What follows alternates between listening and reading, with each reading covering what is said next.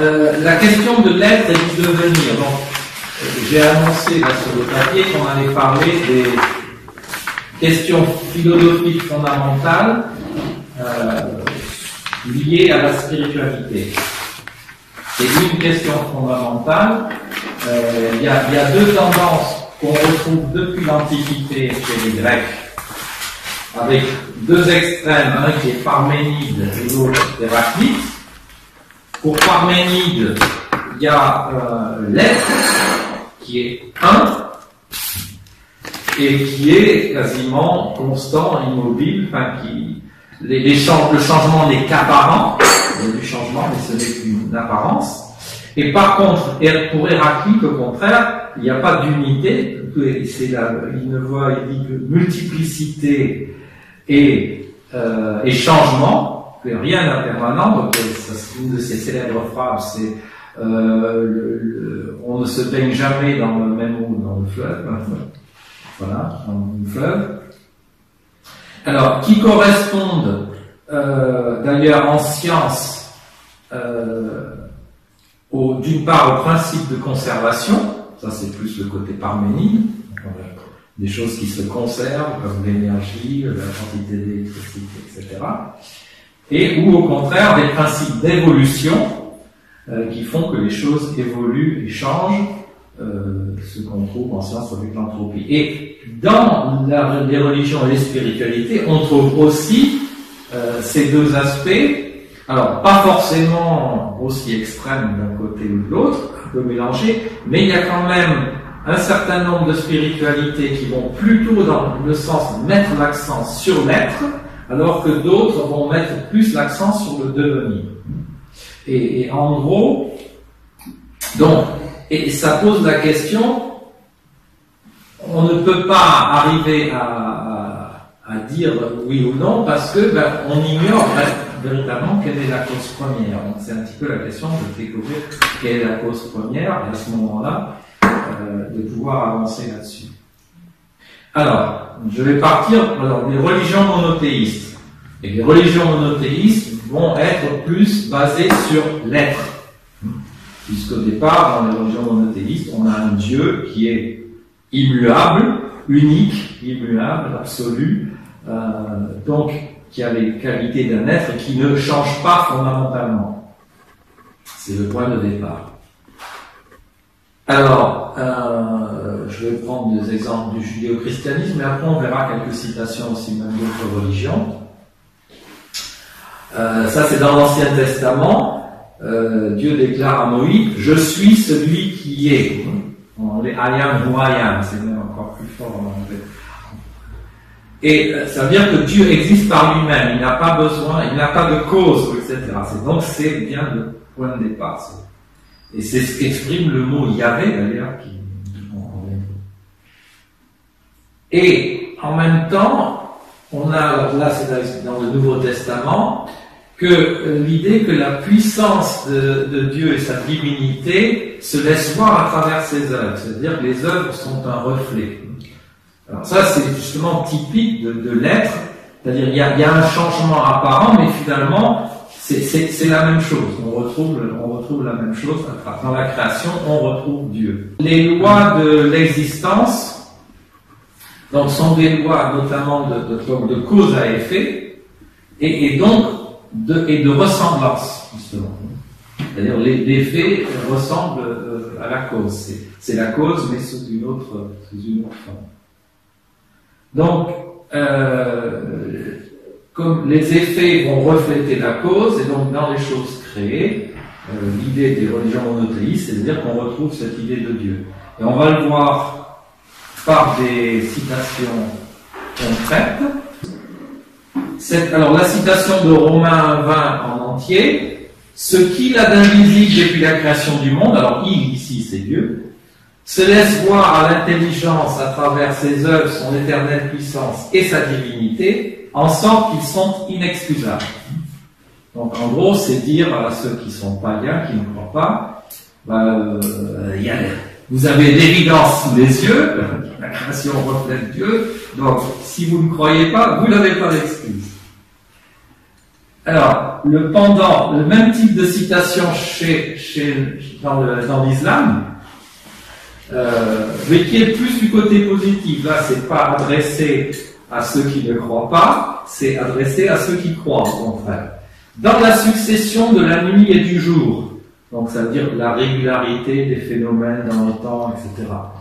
Dans ce que Dieu a créé dans les cieux et sur la terre, donc le résultat de sa création, il y a des signes pour les hommes qui le craignent. Donc pour ceux, là à l'inverse, qui croient en Dieu, qui voient, eh bien il y aura des signes évidents dans la création de Dieu. Dans l'Ancien Testament, dans le judaïsme, les cieux racontent la gloire de Dieu et l'œuvre de ses mains, le firmament l'annonce. Maintenant, nous avons une citation d'un scientifique, Albert Einstein. « Je crois au Dieu de Spinoza qui se révèle à travers l'harmonie ordonnée de ce qui existe. » Donc Einstein était fasciné par le fait qu'on est dans un monde qui a des lois compréhensibles, qui a un ordre, etc. Et donc cette fascination se dit, il y a forcément une intelligence à l'origine de ça. Alors, ça ne faisait pas de lui un croyant classique dans les aspects, ou les notions comme le paradis, l'enfer, des choses comme ça, mais au moins il était persuadé qu'il y a une intelligence à l'origine de l'univers. Voilà, et là maintenant dans l'hindouisme, tout de cet univers visible provient de mon être invisible. Donc, alors là, c'est un autre aspect de cette relation cause à effet, c'est-à-dire qu'au départ, il y a quelque chose qui est invisible et puis qui se manifeste de façon visible. Il y a beaucoup de relations qui vont être de ce type-là dans l'univers. Comme disait c'est dans Le Petit Prince qui a dit « l'essentiel est invisible aux yeux ». Même des choses physiques, l'énergie, on ne peut pas voir l'énergie, on voit le résultat de ce que fait l'énergie, mais l'énergie elle-même, on ne peut pas la voir. Alors, ici aussi des exemples de ce type de relation. Donc, on a un artiste qui crée une œuvre, et dans son œuvre, là c'est un tableau de moi, dans cette œuvre, l'artiste va exprimer sa personnalité. Donc c'est pas simplement un petit pinceau physique, mais on va découvrir des choses d'un point de vue émotionnel, etc., dans un tableau. On a le fait aussi que les enfants ressemblent aux parents. Les enfants vont hériter des choses de leurs parents. Donc voilà, tout ça, ce sont ce qu'on peut appeler des relations de ressemblance. Donc, l'être humain en tant que créature de Dieu va ressembler à Dieu d'une certaine manière.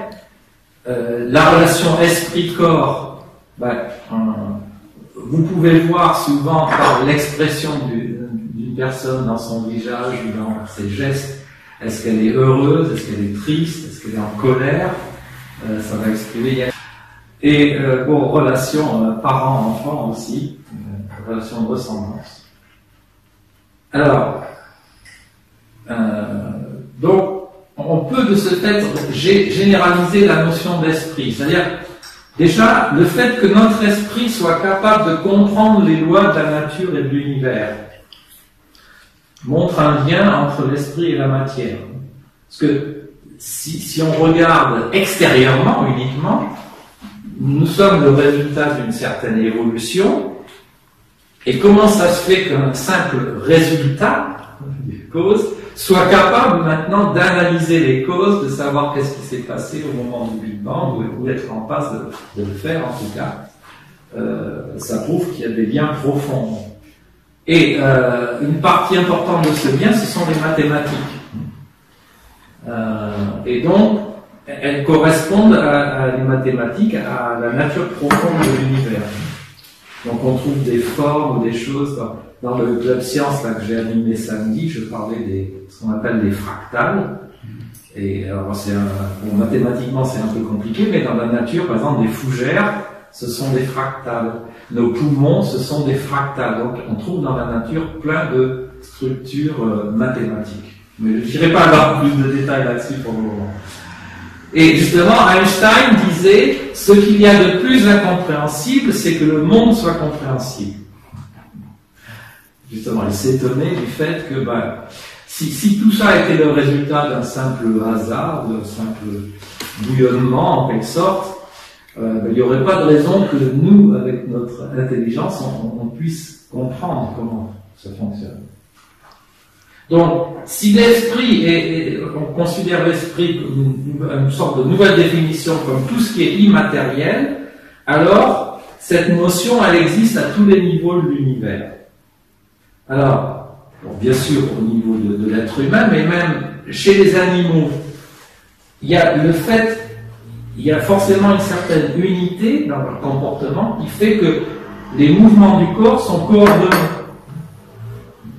Il n'y a pas, sauf si on est atteint, par exemple, justement, les gens qui sont atteints d'une maladie nerveuse, etc., il peut y avoir des fonctionnements, mais normalement, tout est centralisé et se coordonne.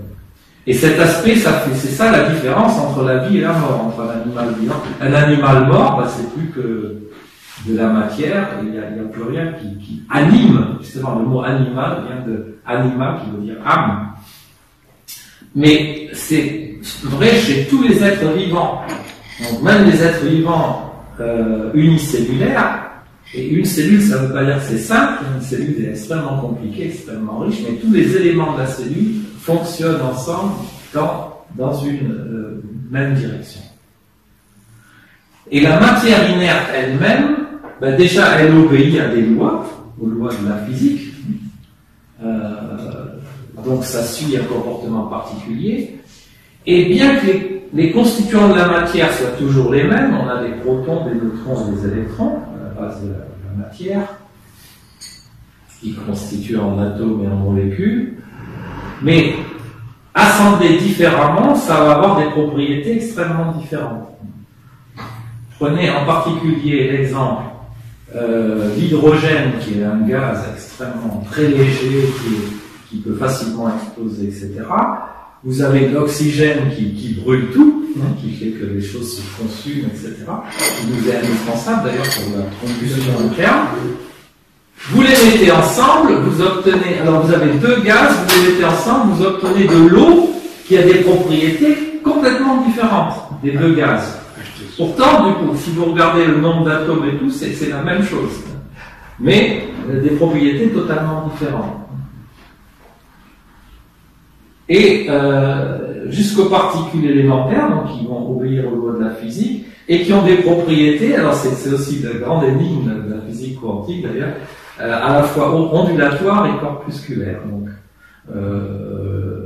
qui sont un peu contradictoires, mais on peut, un peu se dire, d'accord, l'aspect corpusculaire correspond plus à l'aspect matériel, et l'aspect ondulatoire un peu plus au côté interne ou spirituel. Les ondes sont invisibles, les particules sont visibles.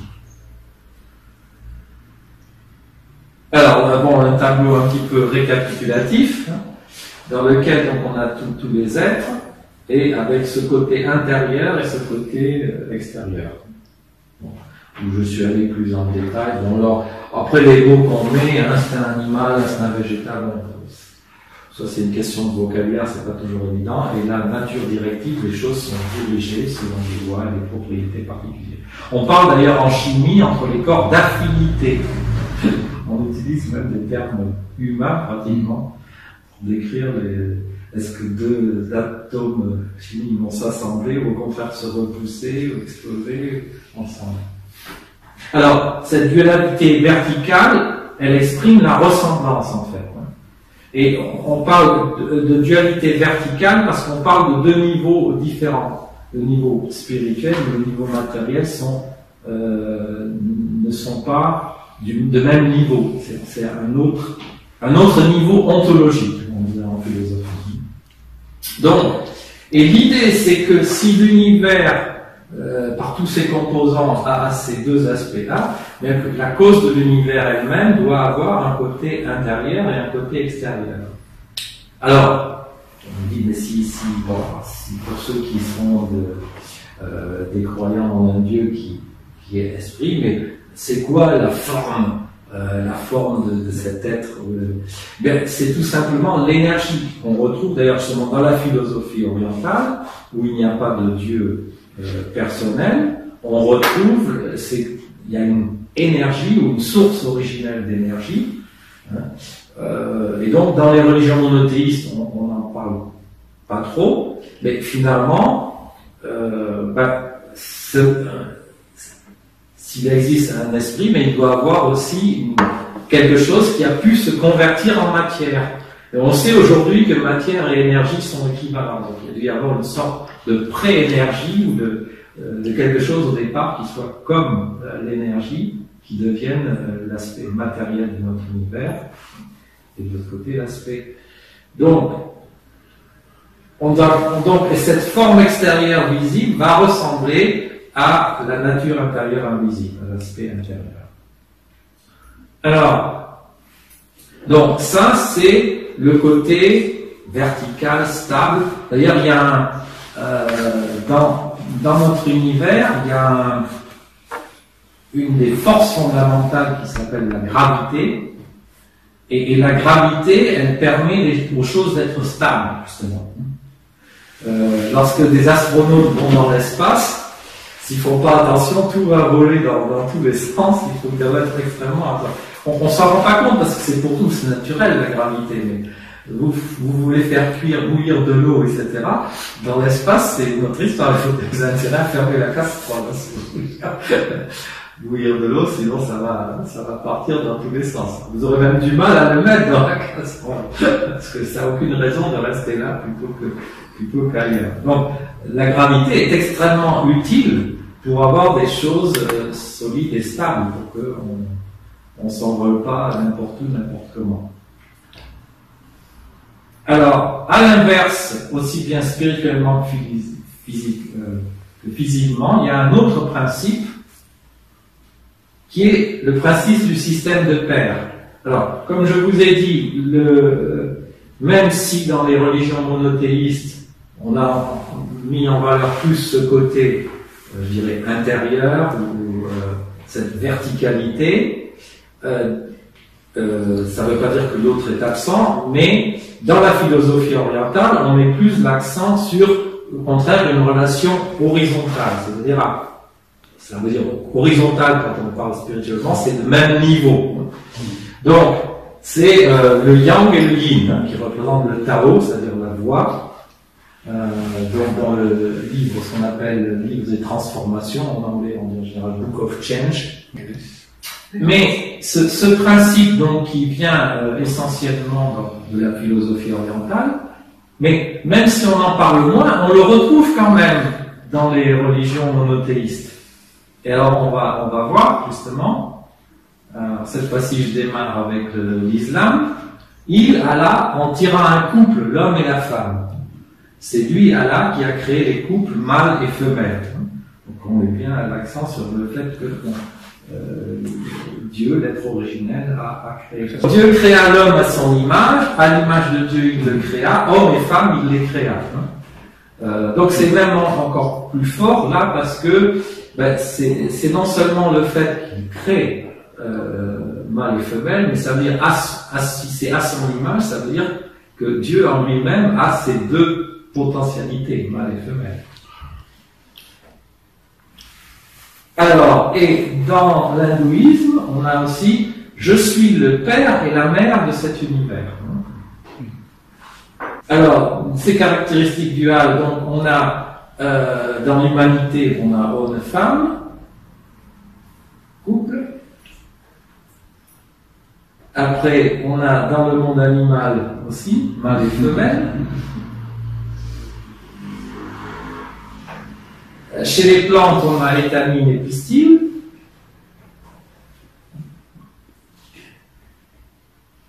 Et après, c'est basé sur la physique, sur l'électromagnétisme. Donc, deuxième grande force fondamentale à notre échelle. Après, les autres forces, c'est au niveau atomique. Mais au niveau macroscopique, on a la gravité qui correspond à la première relation qu'on a vue, et l'électromagnétisme va être la base de toutes ces relations horizontales, l'expression purement physique du yin et du yang. Alors, donc, dans les molécules, je ne sais pas si vous vous rappelez de vos cours d'école, on parle de cations et d'anions, c'est-à-dire avec positif et plus, les atomes de valence positive et les atomes de valence négative. Les métaux sont ceux de valence positive, les métalloïdes sont des valences négatives. Et les particules aussi, on a des particules plus et des particules moins. Et d'ailleurs, notamment, le neutron qui est une particule neutre, mais en fait, c'est parce que c'est un mélange de plus et de moins. De quarks qui sont plus et moins, qui s'annulent. Et alors, donc, là, une différence fondamentale, dans cette dualité horizontale, dans l'autre, on avait vraiment une ressemblance, on était l'image de l'autre. Ici, on a la ressemblance vient de fait de la relation verticale, c'est-à-dire, par exemple, un homme et une femme ont tous les deux un esprit et un corps. Donc, mais l'homme et la femme en tant que tels sont plutôt complémentaires. Et là, on est au même niveau, c'est pas une relation verticale, un seigneur, l'homme et la femme sont donc au même niveau, mais sont avec des qualités, des capacités complémentaires. Et ceci est vrai dans toute la nature. Hein, c'est ce qui fait que l'hydrogène et l'oxygène, qui sont plus et moins, vont donner de l'eau, qui est un élément extrêmement vital et important. Voilà un petit récapitulatif. Donc, l'électromagnétisme, base des structures essentielles de la matière dans l'univers. J'ai moi-même découvert à quel point tout ce qui était l'électromagnétisme était important dans... Alors, on a vu les particules élémentaires de charge plus et moins forment les atomes de valence plus et moins forment des molécules, mais aussi rôle dans les êtres vivants, donc les protéines qui permettent le mouvement. Nos muscles sont faits essentiellement de protéines. Si on n'avait pas des muscles, on ne pourrait pas avancer. Donc c'est ce qui fait le mouvement. Donc, le côté dynamique, donc le changement, la transformation. Hein. Je reviens à l'idée de base que la relation verticale, elle est plutôt une relation stabilisatrice, pas uniquement, mais essentiellement, et que tout ce qui est relation yin-yang ou plus-moins sont des relations qui engendrent le dynamisme. Donc tout ce qui est mouvement va être lié à ça. Et les notions acide-base aussi, qui sont aussi plus-moins, le système nerveux avec le courant électrique qui passe, etc. Tout cela joue un rôle fondamental dans les êtres vivants et la vie. Elle assure aussi la stabilité de la matière. Alors, ça explique que je ne passe pas à travers le plancher. C'est normal. Normalement, si avec la gravité me ferait passer à travers le sol. Et ce qui m'empêche de passer à travers le sol, c'est qu'il y a les électrons du sol qui sont à l'extérieur de l'atome et les électrons de mes chaussures, si je suis pieds nus, c'est ceux de mon pied, qui vont se repousser et qui contrebalancent la gravité. Alors, mais il y a des cas où ça suffit plus. C'est quoi? Ben, ce sont les fameux trous noirs. Dans les trous noirs, la force de gravité devient telle que ça devient trop fort et tout va bien au-delà. Donc dans un trou noir, il n'y a plus rien qui m'arrête non plus de tomber au centre du trou noir. Alors, tous les échanges d'énergie, ça c'est cette fameuse dynamique. Donc l'électromagnétisme, c'est un cas particulier dans le monde physique du yin et du yang. Et alors, extension au vivant, c'est ce qu'on a vu tout à l'heure, plantes, étamines, pistils, animaux mâles et femelles, on a déjà vu là. Je reviens. Et un petit clin d'œil, entre un homme et une femme, on parle du coup de foudre. Donc une analogie qui correspond bien à cette idée-là.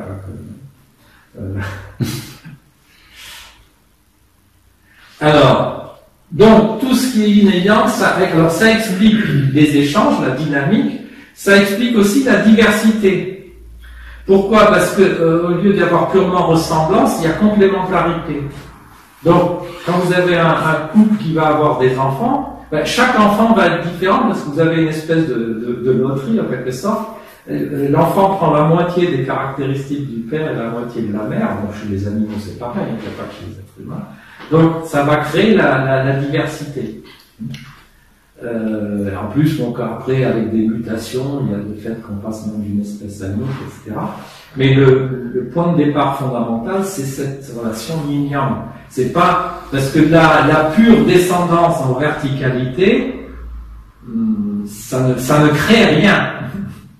La sélection naturelle, qui est plus verticale, elle ne fait qu'éliminer les mauvaises solutions. Elle ne crée pas de nouvelles solutions. Par contre, la relation horizontale peut créer de nouvelles solutions. Alors, donc, d'où l'idée que, puisque tout cela existe, ces rapports masculinité-féminité dans tout l'univers, eh bien, la cause première doit avoir aussi ces deux aspects. Masculin, féminin, plus moi. Et donc, fondamentalement, on a dans chaque être cette nature intérieure et forme extérieure, et les deux ont un aspect plus-moins, ou masculin-féminin. Alors, ça veut dire quoi concrètement, par exemple, au niveau de l'être humain?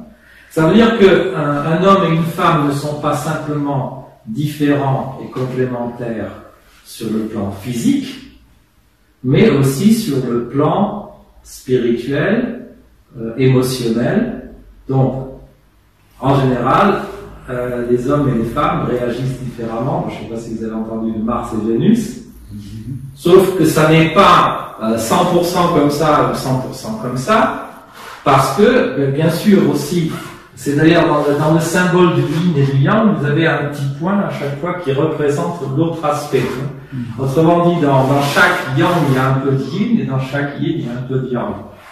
Et donc, selon le dosage, dans chaque être humain, vous avez des hommes qui sont un peu plus féminins, et vous avez des femmes qui sont un peu plus masculines, donc c'est pas forcément tranché à 100%. Mais globalement, il y a des différences fondamentales, non seulement physiques, mais dans le comportement entre hommes et femmes.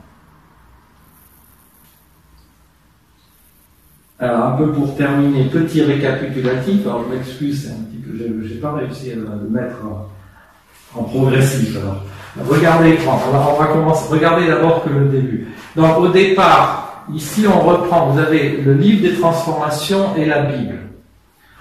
Dans le livre des transformations, vous avez ce qu'on appelle le grand absolu. Comment ça s'appelle exactement? Je ne connais pas assez le chinois. Qui crée, donc, de là sort le yin et yang, et de là sortent les 5 agents. Donc il y a la terre, les métaux, métalloïdes. Enfin, c'est comme chez les Grecs, mais les Grecs il y en a 4 et il y en a 5, il y en a un plus. Et de là sont créées toutes les choses. À travers la voix, c'est ce qu'on appelle yang et yin. Et dans la Bible, Dieu crée à travers la parole.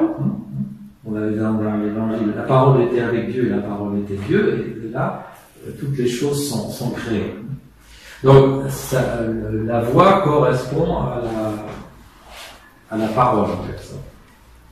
Alors, maintenant, si on regarde les deux avec ce qu'on a vu juste maintenant, dans le livre des transformations, alors vous n'avez pas cet aspect nature intérieure, forme extérieure, en tout cas pas dans la tradition ancienne. Je sais que Yves, qui s'intéresse beaucoup, dit que dans le c'est dans le néo-confucianisme.